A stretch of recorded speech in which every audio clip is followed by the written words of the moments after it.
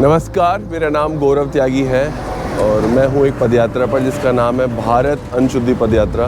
ये पदयात्रा देश में सभी को शुद्ध भोजन उपलब्ध कराने के बारे में है। ये पदयात्रा किसानों के बारे में है और मैं हूँ अभी मुकेरिया से पहले एक टोल प्लाजा पर।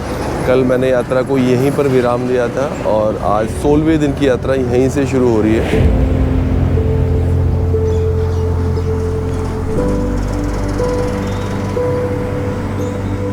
आज मैंने थोड़ा जल्दी चलना शुरू किया है और अभी लगभग 6:30 बजे हैं। धूप तेज़ है यहाँ, तो देखते हैं कि आज कितना दूर चल पाते हैं। कल 40 किलोमीटर मैंने सोचा था, जैसे मैंने आपको बताया, लेकिन 40 किलोमीटर हो नहीं पाया और 30 किलोमीटर हम लोग कल चल पाए। आज कोशिश है, जो मुकेरिया में शुगर मिल में हमें किसान मिलने वाले हैं, हम उनसे बात करेंगे और आगे बढ़ेंगे।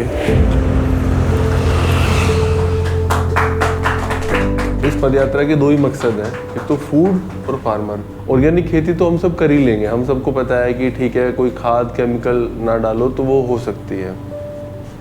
लेकिन इसके इतर जो जिस पे मैं बात करना चाह रहा हूँ वो है कि उस प्रोडक्ट को बेचे कैसे। मतलब अब क्या करो, ऑर्गेनिक तो हमने उपजा लिया लेकिन बेचे कैसे। तो सबसे अच्छी बात है जो हम गांव-गांव जाके लोगों से बता रहे हैं कि पहली बार, मेरा तो अनुभव ऐसा ही है कि पहली बार ऐसा हुआ है कि अब किसान अपना सामान बेच सकता है। हमारे यहाँ के भी, जहाँ से मैं हूँ रहने वाला, वहाँ ऐसे किसान हैं जो अपना गुड़, अपना घी, अपना तेल, अपना बहुत सारी चीज़ें मुंबई तक भेजते हैं। अब क्या है कि जैसे मान के चलो, एक मैं आपको उदाहरण दूँ तो शहरों में आज की तारीख में 3,000 रुपये किलो, 4,000 रुपये किलो घी का भाव है। किसान का भाव वही है 600-700 रुपये, 800 रुपये। तो हमारे घरों में बच्चे हैं, हमारे घरों में हम खुद हैं, हमारे पास मोबाइल है, हम मतलब वहाँ तक पहुँच सकते हैं। ऐसा नहीं है कि हम ग्राहक से दूर हैं।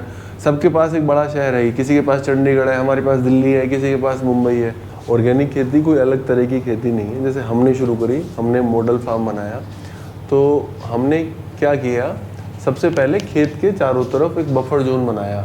बफर जोन 3 मीटर का, आप उसको 2.5 भी कर सकते हो, 3 मीटर का बनाया हमने। उसमें लेमन ग्रास लगाई, उसमें दूसरा पौधा लगाया हमने नींबू, उसमें हमने लगाया आंवला। बफर जोन में हमने ऐसे पौधे लगाए कि जिसमें जो ऐसे पौधे जो बाहर से आने को, कीट को रोकते हैं, ठीक है। और जैसे सर बता रहे थे कि पानी आए दूसरे खेत का, तो पानी को भी बफर जोन रोक देता है, ठीक है। उसके बाद हमने वो खेती करनी शुरू करी। अब खेती में क्या है, जैसे हमारे पहले पूर्वज करते थे कि भाई कोई वो यूरिया पेस्टिसाइड का तो इस्तेमाल नहीं हो रहा था, तो हमने क्या किया, एक तो पूरे खेत में हमने जीवामृत बनाते हैं। जीवामृत कोई बहुत बड़ी ऐसी अलग सी चीज़ नहीं है, 200 लीटर का एक ड्रम है, उसमें पानी है, उसमें गोबर डाल के, उसमें गुड़ डाल के, 1 किलो बेसन डाल के, और उसको 48 घंटे के लिए आप छोड़ दो, वो फर्मेंटेशन हो जाता है। फिर उसका वो आप उसको 1 एकड़ में 200 लीटर का ड्रम चला जाता है। बहुत सारी जानकारी यूट्यूब पे इस बारे में उपलब्ध भी है, ठीक है, और हम वैसे भी उपलब्ध करा देंगे आपको। तो ये जीवामृत है। दूसरा तरीका है कि आप वर्मी कंपोस्ट बना सकते हो अपने फार्म पे, केंचुआ वाली खाद बन सकती है, ठीक है। घन जीवामृत बना सकते हो, नीम के ऑयल का इस्तेमाल आप कर सकते हैं। हमारे यहाँ बाग है, ठीक है, तो बाग में हम क्या करते हैं, हल्दी लगाते हैं बीच में। दूसरे पौधे जरूर होने चाहिए। जैसे पंजाब में बहुत सारे, क्या है ना, एक तरह की खेती बहुत ज़्यादा होती है, हमारे यहाँ भी एक तरह की खेती बहुत ज़्यादा होती है, लेकिन हमने एक पौधे को दूसरे पौधे से जोड़ के रखते हैं ताकि एक का न्यूट्रिशन वैल्यू दूसरे को मिलती है। हम बाग में हल्दी लगाते हैं, तो हल्दी जब लगती है तो हल्दी का क्योंकि वेस्ट बचता है, हम उसको कहीं नहीं जाने देते, वो भी एक बहुत बड़े खाद का काम करता है। ढेंचा है, वो खाद का काम करता है। और सबसे बड़ी बात, अगर उपज थोड़ा कम भी होगी तो इसको लेने वाला बाजार में बैठा हुआ है। अब मैं, जैसे आपका कई बार सवाल आएगा कि आप बिकवाओ, थोड़ा सा उस पर क्या करना है, फिर हम भी एक बिचौलिया हो जाएंगे। हम इसलिए थोड़ी कर रहे हैं यात्रा, हम तो ये कह रहे हैं कि आप अपना सामान खुद से बेचना शुरू करो। थोड़ा सा ही सही, एक प्रोडक्ट से ही सही, 1000 रुपये से ही सही इन्वॉल्व होना शुरू हो जाइए। हम कई बार गलतियाँ क्या करते हैं, मैं भी बहुत सालों से बिजनेस कर रहे हैं, मतलब 16-17 साल की उम्र से मैं काम कर रहा हूँ। हम क्या करते हैं, अचानक से कोई बहुत ज़्यादा चीज़ों को ले आते हैं, अचानक से कि 50 एकड़ में करेंगे, स्टोर खोल देंगे, ये वो नहीं करना। उससे क्या होता है, आपको बहुत बैकफायर आता है, आप फिर करने लगते हैं, अरे तो काम ही ख़राब है, मैंने तो काम गलत कर लिया। बहुत छोटे स्टेप से लो। आप महीने में एक किसी के पास घी भेजना ही शुरू करो, घी 1 किलो ही भेजना शुरू करो। मैं ये नहीं कह रहा 10 किलो, हम क्या सोचते हैं तुरंत 10 किलो 10 टन, वो सारी कैलकुलेशन छोड़ के छोटे से एक छोटा सा स्टेप शुरू करो कि मैं किसी एक परिवार में भेजना शुरू करूँगा, वही एक आपसे 10 को जोड़ देगा, 100 से जोड़ देगा। हम ये कह रहे हैं मार्केट दे विच कोई भी चीज़ जिहड़ी आ प्योर नहीं जी। आप क्या बोल चाहे वो सरसों का तेल है जी, चाहे कोई भी है वो मिलावटी प्योर नहीं है ना, बिल्कुल।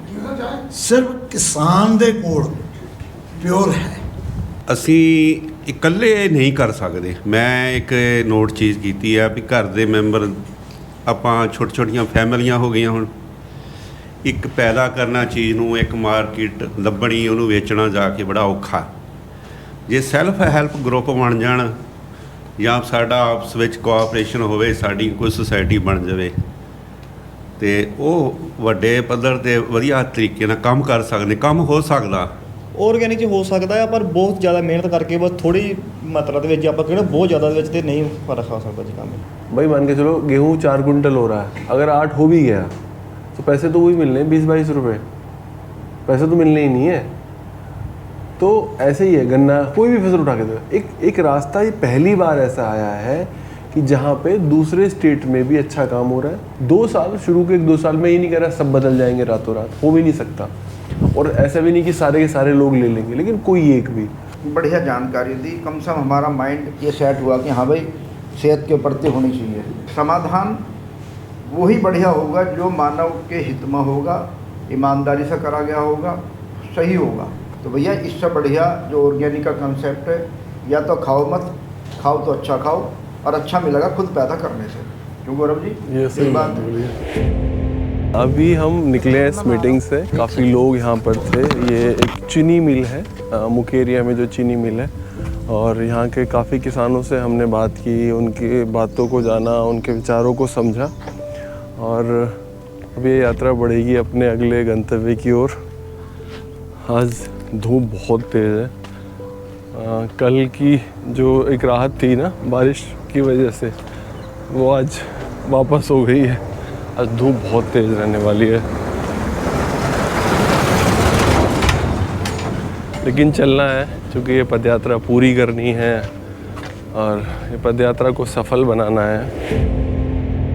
मैंने आज पूरे दिन में 45 किलोमीटर की दूरी तय की है, और लगभग 12 घंटे से ज़्यादा मुझे हो गए चलते हुए। बीच में हमने बस एक मीटिंग की है, और पूरे 16 दिनों में ये एकमात्र ऐसा दिन है जिस दिन मैंने इतनी दूरी एक दिन में तय की है।